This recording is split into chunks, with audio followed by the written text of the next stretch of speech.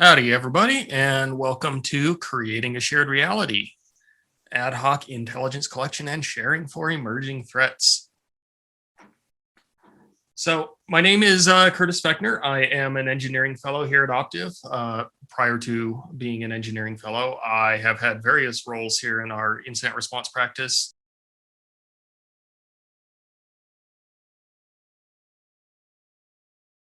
A lot of work on proactive incident response program stuff, incident response plans, playbooks, you name it, I've probably done it. So I've been here at Optiv for about 8.5 years doing digital forensics and incident response work in one form or another. Prior to Optiv, I worked in the consumer AV space. I did malware analysis and threat intelligence work.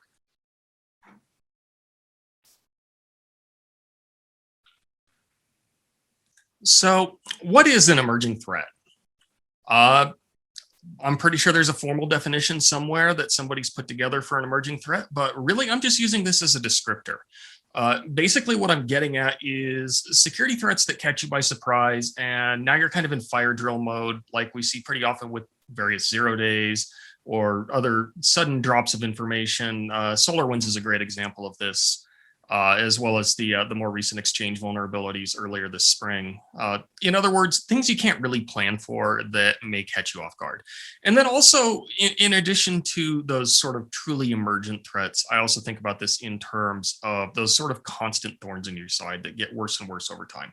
Ransomware would be my go-to with this. Things that you've known about for quite a while, but they continue to change. They evolve, the tactics have refined, and the threat that it poses now may be much more significant than it was, say, 5 years ago. So, why this talk? Really, it boils down to immaturity. SolarWinds and those exchange vulnerabilities that I mentioned, these events were about as much fun as a poke in the eye with a sharp stick for a lot of folks. Incident responders and security teams were at times at their wits' end. Moreover, it was really a rapidly developing situation where not all the details were immediately available. Everyone's understanding of the situation was just kind of all over the place. In a lot of in that case, a lot of details came out over the course of a week or two. There were a lot of details that were kind of immediately known, but things changed. A lot of organizations had responded in some way based on those initial reports, of course, but that didn't mean that there weren't additional steps that needed to be solved for later on. Frequently, these scenarios expose issues with incident readiness, sometimes painfully. Regardless of how much you prepare, perfection's hard to achieve, and it's easy to get overconfident. So, really, we need to act accordingly. Security practitioners in smaller medium businesses are often at an even greater disadvantage due to that lack of resources. For a lot of folks, there's simply not enough time in the day to deal with everything that must be done.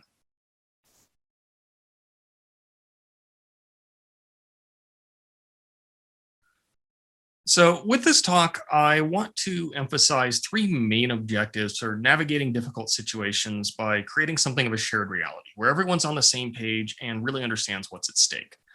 To start, when facing these threats, we need to collect information. This could be finished intelligence that somebody has produced, this could be news reports, anything in between. There's a lot going on, and your information sources are going to vary depending on what is actually happening. Next, as all that information is collected, we need to analyze and share it.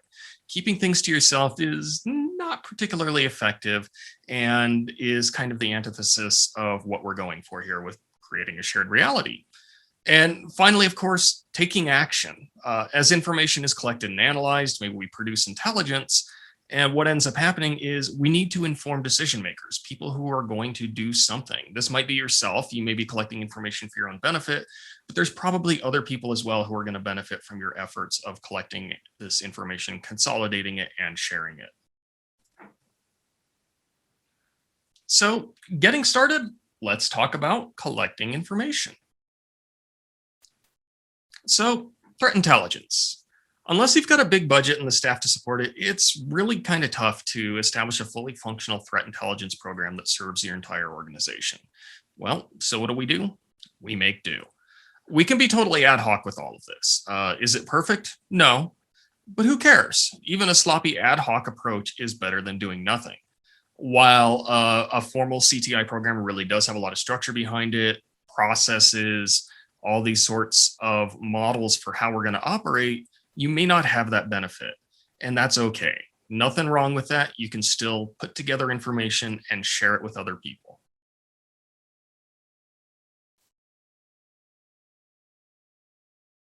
So, first things first, the don't panic cliche really does apply to this situation.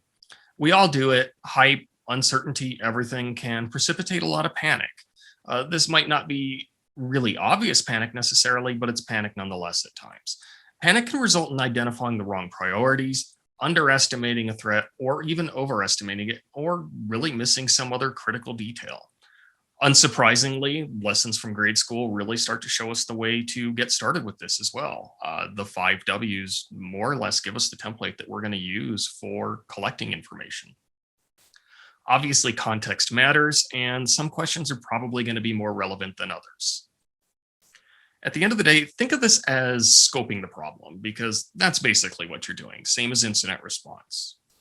You're taking the time to make sure that this new threat is relevant to you at the very least to save you some grief, of course, because if it's not relevant, we need not go any further. But just remember that not all risks are direct. It can get overwhelming, but you have to think about things like third party risk as well. Maybe you didn't use Solarwinds, but maybe one of your trusted partners who has access to all your critical assets does. And maybe they were interesting to the adversaries who actually were responsible for that. So sometimes you don't know what you don't know, and you have to kind of accept that there may still be work to be done. It can be really kind of hard to inform decision makers based on partial information as well. So it's important to be clear about how confident you are.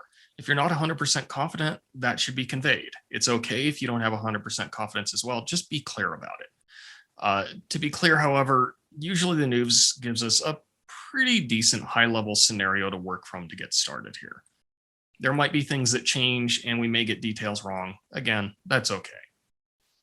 So if we contextualize this idea around SolarWinds, getting started, like I mentioned, are we at all impacted? If we don't use SolarWinds, well, probably not directly then, but that didn't mean again that we had zero risk. It just might mean that the urgency is a little bit reduced. We also need to figure out who needs to be informed. Depending on the organization, this might be executive leadership team, various business stakeholders, IT or information security, the list goes on. Also, think about what is our timeline for providing information? Maybe this is something where we've got a day, we've got a week, we got a weekday. Maybe we got to have this done before lunch and it's Monday morning, though. It could be a true fire drill. So, how does this information need to be documented with people as well? Maybe this needs to be an email, nice and quick.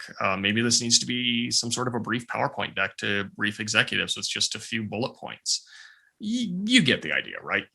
Basically, we're trying to figure out all those little details that are going to help us start to build and share the information to create, again, that shared reality. And then finally, one other question that you may need to ask yourself is this an incident? You may not have the answer to that right away, and that's okay too. We're going to get into this a little bit more a little bit later on as well. So, getting started.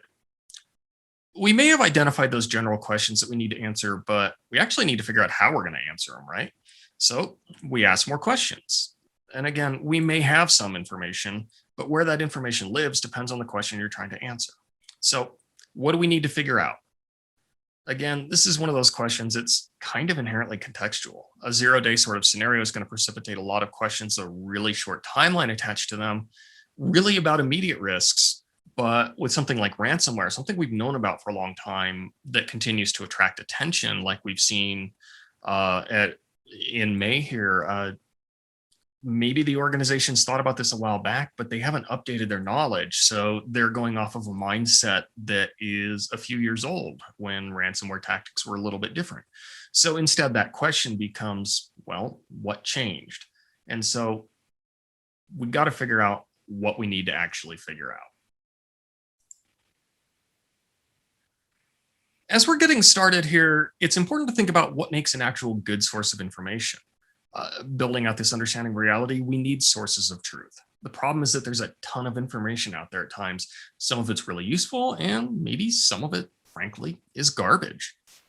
And so Yeah, I know. You're thinking, I thought we were talking about threat intelligence and incident response. Why are we talking about a communications framework? So, work with me. The World Health Organization developed a strategic communications framework that helps them execute on their own mission in the realm of public health worldwide. This is really useful for major events like, well, a pandemic. Thing is, that same framework that they rely upon for communicating guidance, advice, and information around health issues works equally well for what we're trying to accomplish with talking about information security threats and vetting our sources. Our goal is really the same: to share information and create that shared reality. Our audience may differ, but that's the beauty of frameworks. They're adaptable. So, those same qualifiers from the framework establishing standards for the information that we produce are also factors that we should consider when evaluating the information that we're ingesting to inform our decision makers. In short, when you're assessing the value of an intelligence source and getting started in this entire process, consider these factors and then use these factors when summarizing threats for your own organization.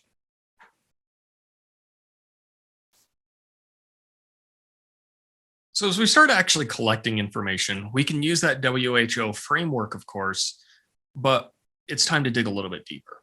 So, setting some basic guidelines here is really important for keeping yourself grounded. One thing that I really do emphasize when I work with clients is it's important to use multiple sources of information wherever possible. Single sources of information are rarely beneficial. Sometimes that's all you got. That's fine. But where possible, try to find validation through multiple sources. So, breaking it down further, vendor websites usually are pretty obvious sources of information. Consider all the information and effort that was shared by Microsoft and FireEye when the Solarwinds campaign was first described to the public. Other vendors were also able to share their insights over time as well, but they may have been a little bit in the limelight simply because they weren't the initial ones to discover it and start reporting on it. Public agencies, of course, can tie things together through various sources as well, and they tend to be considered at least mostly reliable. So, if you think about organizations like CISA for the US government, these organizations are able to share information that applies to everyone, even if the information and guidance that they're sharing is really tailored around government agencies and the guidelines that they need to follow to respond to these kinds of emerging threats. That doesn't mean that the workflows, however, that they're producing cannot be adapted to private sector organizations. It's really just up to you to interpret it and translate it and figure out what does or does not work for your organization. Of course, journalists are an essential source of information as well. Some journalists are absolutely fantastic about vetting their own sources, they have very good sources of their own. So they can do some of this effort as well. They can go through the information, they can do their own research and consolidate data to make your life a little bit easier. And don't ignore social media either. We can make all the snarky comments we want about InfoSec Twitter, but there's some great information available. A lot of vendor defined boundaries are a little bit porous, if not completely non existent on social media, too. There's a confluence of journalists, veteran security researchers, and intel professionals, and really everyone in between. Everybody's got an opinion, of course. You just have to learn how to vet the quality of the information provided. So, the old Cold War cliche of trust but verify, basically. So, looking back at SolarWinds, for example, we saw a ton of information being shared by FireEye and Microsoft, as well as by CISA, based on what they were seeing and what was being shared with federal law enforcement. We saw similar events occurring with the Exchange vulnerabilities as well, when Velexity dropped a ton of intelligence related to incidents they'd been working. In all of these cases, there was a lot of overlap of information. That's really helpful because we have multiple organizations validating important details, which adds to the credibility of what is being shared. And other vendors were able to build on this as well based on what they'd been seeing privately, now that they can start putting two and two together and building on what was also shared with them. So, in a lot of cases, these vendors are probably putting out some good information too. And it's always good to be doing a little bit of research, of course, if you're not familiar with those sources. Pay attention to things like relevance too. You can glean a lot of useful details off of a blog post that contextualizes the event to a specific product's user base, but maybe that's better reserved for later.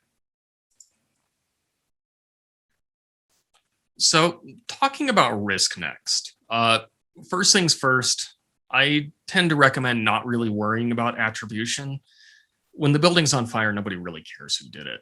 And so while attribution is always interesting to talk about, it probably is not the most pertinent question. Most of the time when we're assessing risk, we're really looking at two major factors, impact and urgency. So impact, we start to look at our potential scope of what's going on. Maybe we're talking about situations similar to incident response with how many systems or a specific part of the network that might be vulnerable as a result of whatever information has come out, whatever threats being described to the public. There might be other information as well as a threat actor is known to be targeting specific kinds of data. And, you know where your data lives, right? You know who owns what and what all you have. And they may also be targeting specific users or roles. So maybe you can inform yourself and say, okay, I need to protect certain kinds of users because they're being targeted right now actively with certain emerging campaigns. When it comes to urgency, it's more about how quickly do we need to respond. It sounds a little simplistic.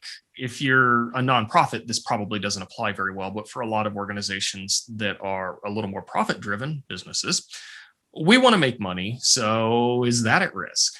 That might be our priority. If something is going to put our ability to generate revenue at risk, that might prompt us to take more immediate action. For other organizations, it might be something a little more dramatic, our lives at risk. And you can think about it in other ways as well. If you've got a 0-day vulnerability with a CVSS score of 10.0 for remote code execution, probably going to grab your attention if you are in fact vulnerable to it. And then think about things like ransomware as well, where there's a certain degree of inherent urgency simply because the impacts over time become far worse. So think about it like this. What is the risk of not taking action now? And that can help inform your decision makers when you're sharing this information back with them. So as we've started to actually collect information, now we need to start sharing it. So this idea becomes, it's not reality unless it's shared. That was a quote that I really enjoyed from an individual named Pete Blaber. He wrote a book called The Mission, the Men and Me, Lessons from a Former Delta Force Commander. And I really liked the principle he got to, which was making sure that everybody understood what was at stake and sharing all these details.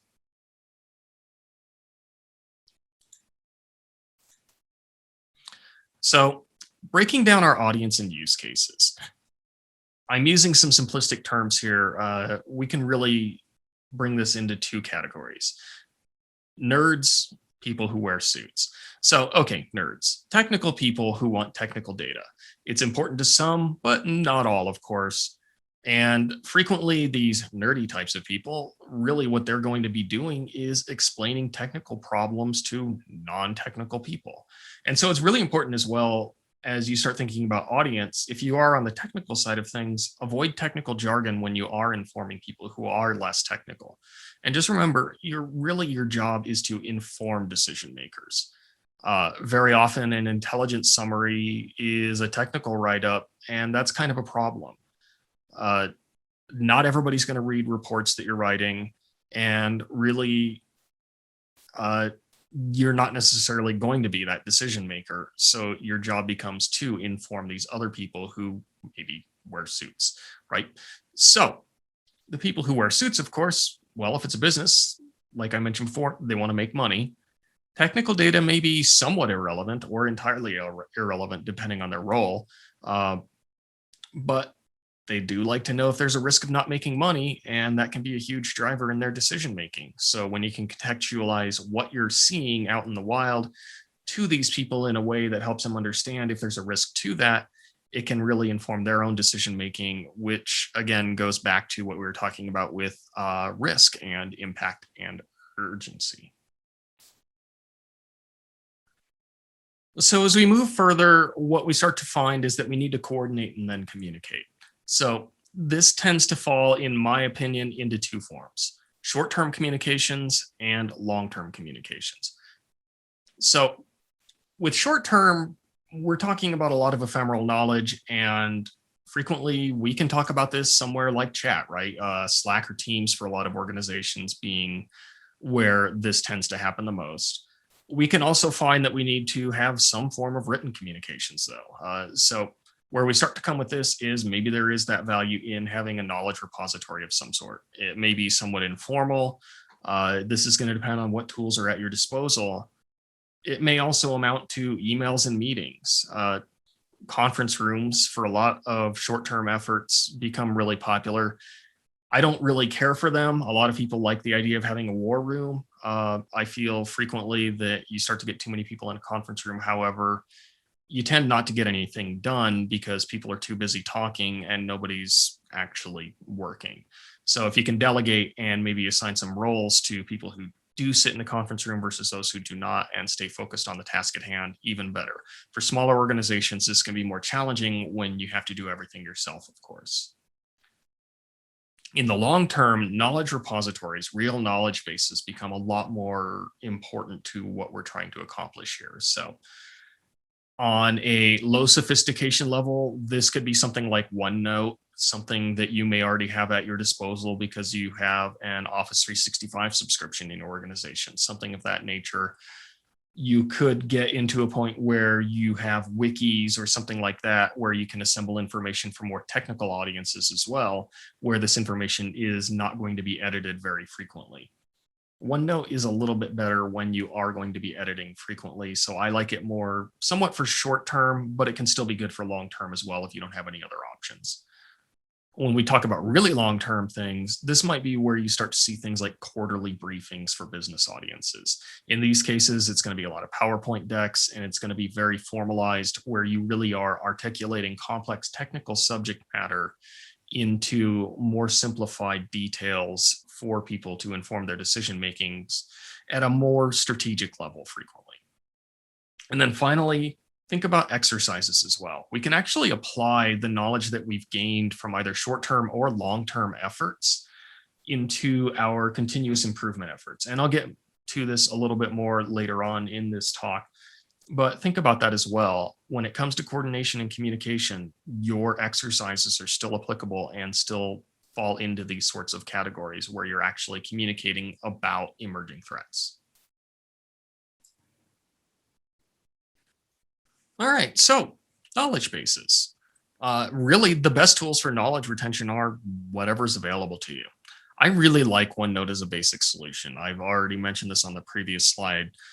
Is it perfect? No, but it is absolutely serviceable. It's easy to access on a lot of devices, and it's easy to manage access for others as well. It supports collaboration, of course, which I really do like, and it supports some variety of rich content, not perfect, but it does allow for things like file attachments as well. So it's easy to edit and it's easy to update.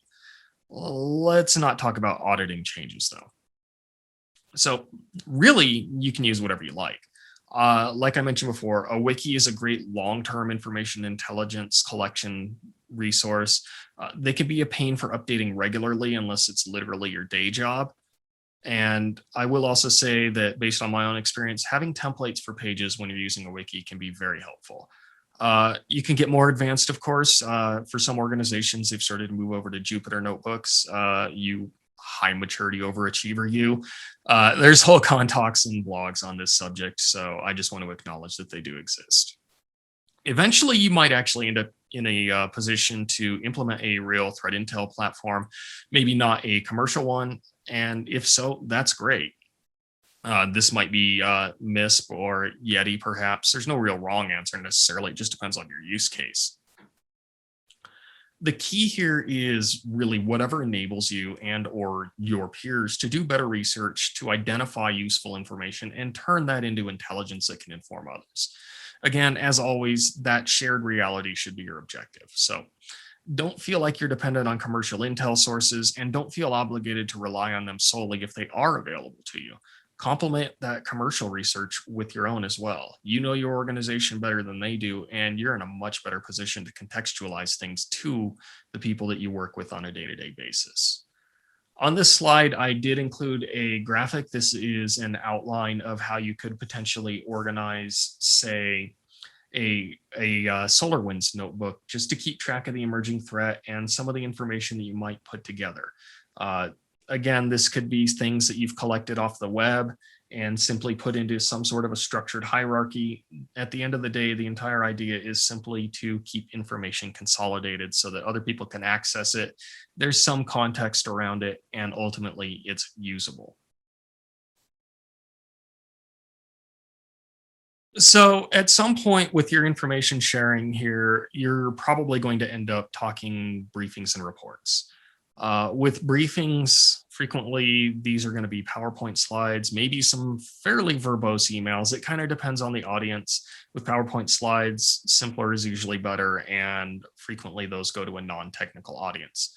Uh, you do need to articulate impact and urgency. Again, going back to that idea of risk assessment. So as you collect information and you start to understand the potential risk, this is where you start to really put that together and share it with your audience. And you do have that opportunity with the briefing to tailor content to a specific audience. And if you do provide specific info, make sure to explain why. Information without context is a huge problem when it comes to briefings, and people need as much context as possible in order to inform their decision making. In the longer term, you might start to get into formalized reports. This really depends on your organization. Again, if you're a single person responsible for almost all of your security efforts, you're probably not going to have time for reports. If you're part of a small security team, you may be able to have somebody do some of this by delegating it. So when you start to get into reports, think about detailed summaries that blend both technical and non-technical information, and think a little bit more about long-lived information. Ephemeral information that is short-lived, think IP addresses and hashes, for example, probably not always as useful in a report. You can absolutely include it, and there is, of course, a time and a place to do so. So don't assume that you don't need to ever include it, of course. But part of your focus really should be on long-lived information. So think about that as well. There's not a lot of value in sharing outdated information other than really to build additional context. Do make sure that you actually relate what you're seeing now, however, to past or historic incidents too. Uh, some things like China Chopper, like we've been seeing with the exchange attacks this spring here, that's something that's been known for a long time, and yet it caught people off guard. They kind of forgot about it because they didn't think back to the history of what tools or techniques were being used by adversaries in the real world previously that might still be used today.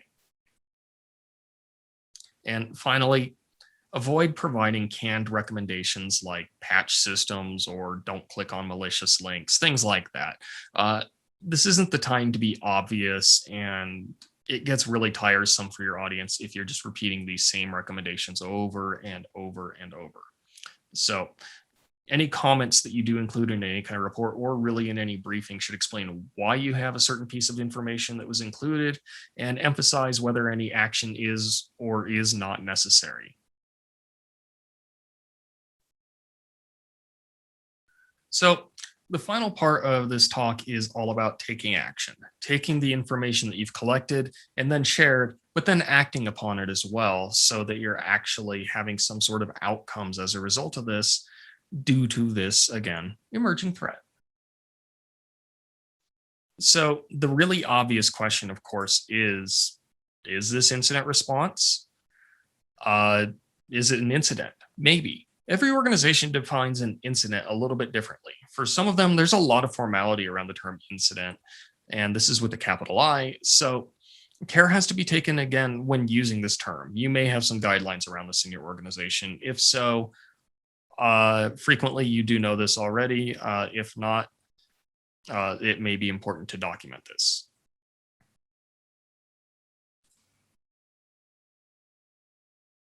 So for big picture threats like ransomware, things that are not entirely emergent but are simply evolving over time, probably not immediately an incident. Obviously, being under an active attack actually changes things as you're certainly experiencing something at that point of a series of adverse events. So on that note, even if it's not a capital I incident, you may have some relevant resources that you can take advantage of. In particular, don't forget about your IR plan. IR plans are really helpful for answering a lot of questions, especially about who. So they can solve for other related problems as well. But in particular, the plan may not state specific individuals, but the roles that they may define for incident response identify a lot of business stakeholders, people who contextually may care about what you're seeing as it relates to an emergent threat.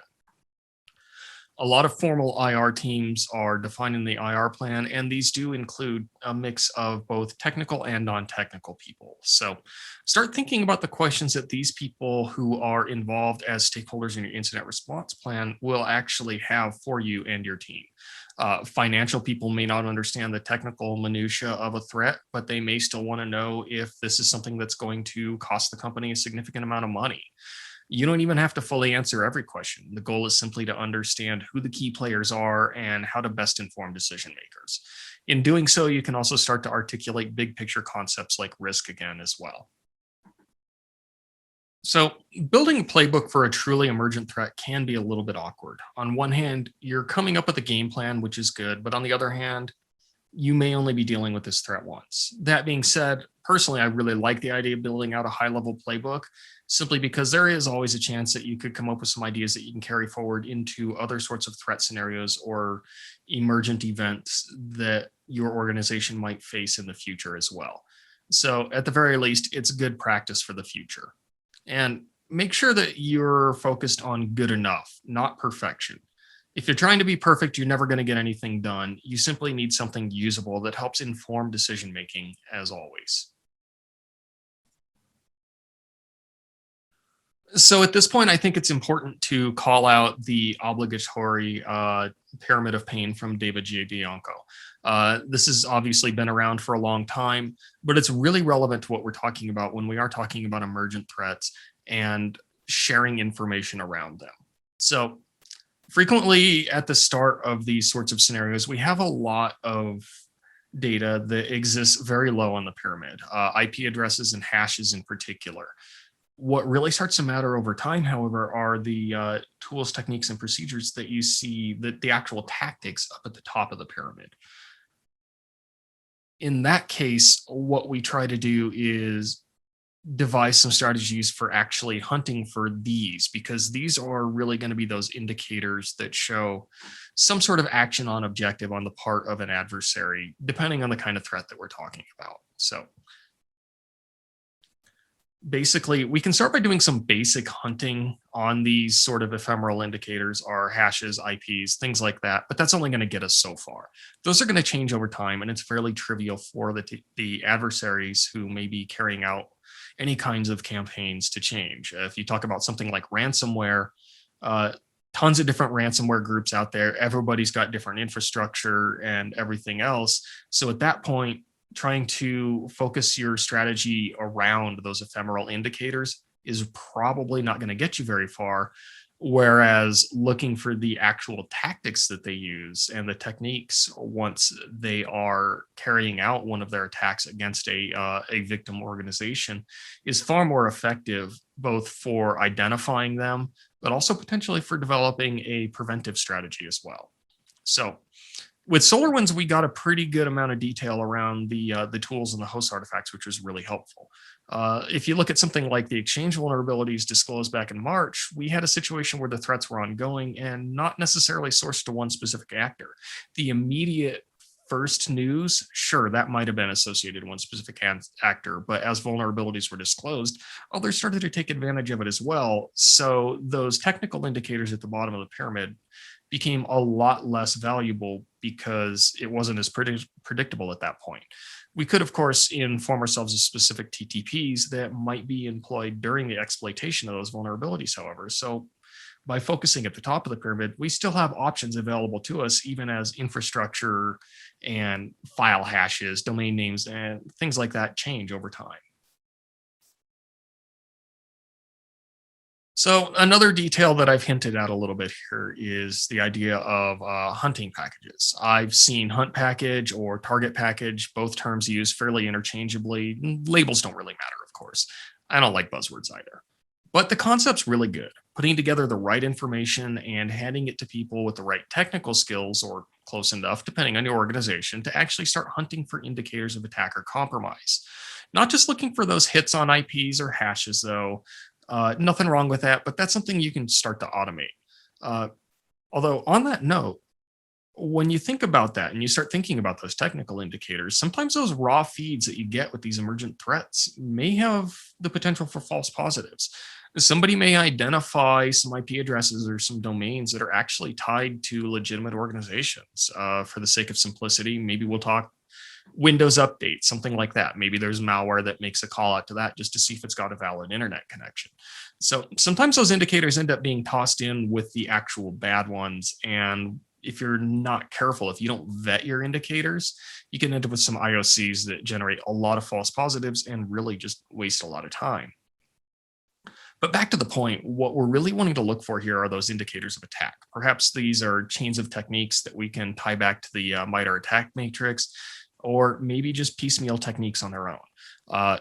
In a lot of cases, you may not have the right data immediately available either, so this can be challenging, but it gets you thinking about things that you can improve on in the future too.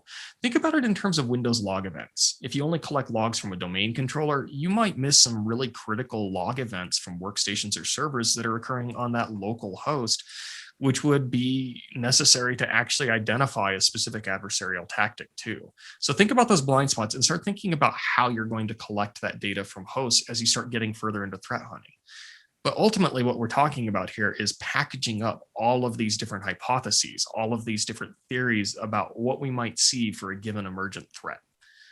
And if you're struggling with this, take a look at MITRE's free training that they offer on the attack website, the Using Attack for CTI training.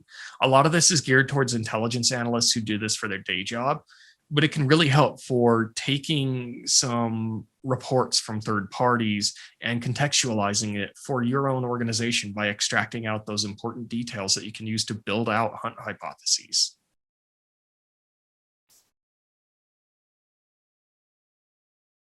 Over time, we start moving from this thought process of tactical approaches to an emergent threat, and we start to think about our overall big picture strategy.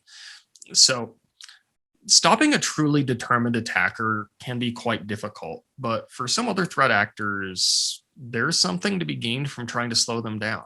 So I mentioned 4 out of 5 Ds, right? So this idea of deny, deceive, disrupt, degrade. I really love proactive defense, things like honey tokens, honeypots. Depending on how you deploy them, they can be an effective part of your strategy. The destroy part probably not working so well. But think about something like ransomware. Really, our best bet with countering this kind of threat is to develop a strategy around preventing deployment. So if we look at modern ransomware, especially targeted ransomware, there's this whole host of intrusion events that occurs prior to the actual deployment of the ransomware. So if we can find things like Cobalt Strike beacons or something like that, if that's part of our overall strategy to look for these kinds of indicators, maybe we can get lucky and we can prevent the attackers from actually being able to deploy a ransomware payload. Now, with truly new threats, really what we need to do is think about setting some priorities. Again, risk, urgency, and impact are going to really guide almost everything that we're doing at that point. But also, if you're stuck, if you can't think of how you actually want to approach this problem with a new threat, it's time to get creative. What if I were evil? And what would kill our company? These are maybe morbid thoughts in a way, but they get you thinking about how you're actually going to defend against some of these truly emergent threats. So let's talk a little bit more about creativity here. Emerging threats being emergent means that we don't know everything right away. So sometimes we need to make quick decisions. This may not mean immediate. We may have a day or two, but there's kind of a process that goes on with our brains, whether we realize it or not, and it really influences how this is going to start to unfold. This can apply both for emergent threats that have just come to our attention. It can also be something that we may not realize it, but actually applies to things like ransomware, things that we know about over time. So what we have here, we have a process model that is from an English psychologist named Graham Wallace. He developed this in the 1920s in a work called The Art of Thought. And it breaks down creativity in 4 basic phases here. At the start, you have preparation. This has also been labeled in places as saturation. Regardless of which word is chosen, it's the same point. Think of this really as that overwhelming day when there's an initial torrent of information that's coming out of the woodwork. Maybe you have a lot of various vendors and service providers who are sharing information, sending out their own reports, and going into depth, but it's not really contextualized to your organization. So you're just getting flooded with data. What really needs to happen next for you to start to make sense of this, however, is there's this incubation phase that's going to happen. It's going to happen whether you like it or not, based on the model, of course. So think about it in terms of I got to sleep on it, right? You may not feel like you're making a lot of progress and you just feel overwhelmed, but really what's going on is all that information that started to come in is being processed by your brain on more of an unconscious level. So as you're taking in the information, you might feel a little bit overwhelmed, but that processing is occurring in the background.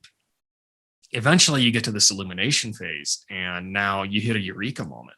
So all those unconscious thoughts, all those patterns have started to link together and you started to develop some real conclusions. And now you're starting to understand, okay, this is the guidance that I need to give to people in order for us to make some critical decisions and determine our next steps.